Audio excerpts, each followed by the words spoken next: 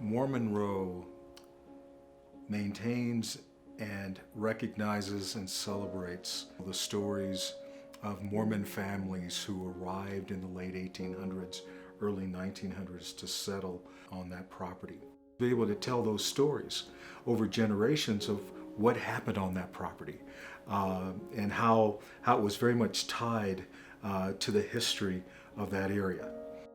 This house that we're in right now is the house that Clark Moulton built. When he and my grandmother, Vida May, got married, his father gave them this acre of ground as a wedding gift.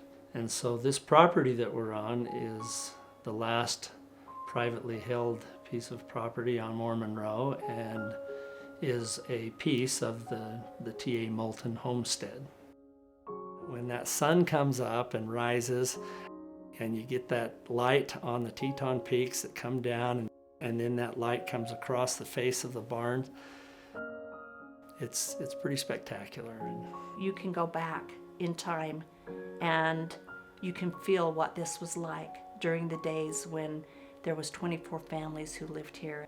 You know, times have changed. Grandfather, he lived through the era when the Rockefellers and the Snake River Land and Cattle Company that they had were buying up property. And I think he also, over the years, realized what a blessing, that was, and what Rockefeller did was really wonderful. Because can you imagine what this place would be like, and the development and stuff that it would be out here had he not preserved that.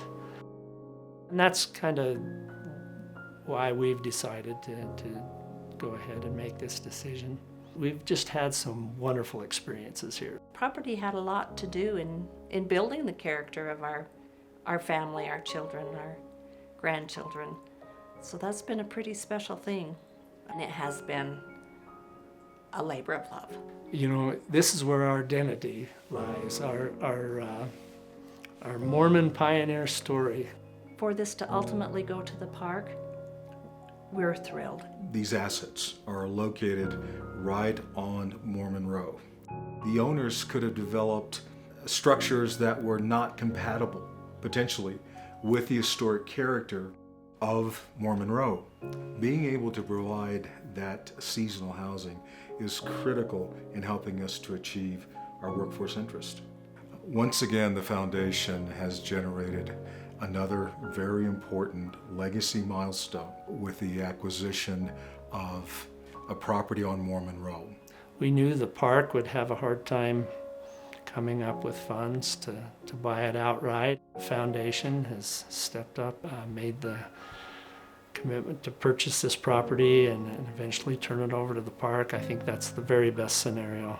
To know that what we have here will be preserved over years. I'm really grateful that we have a national park that has stewardship over our family's story.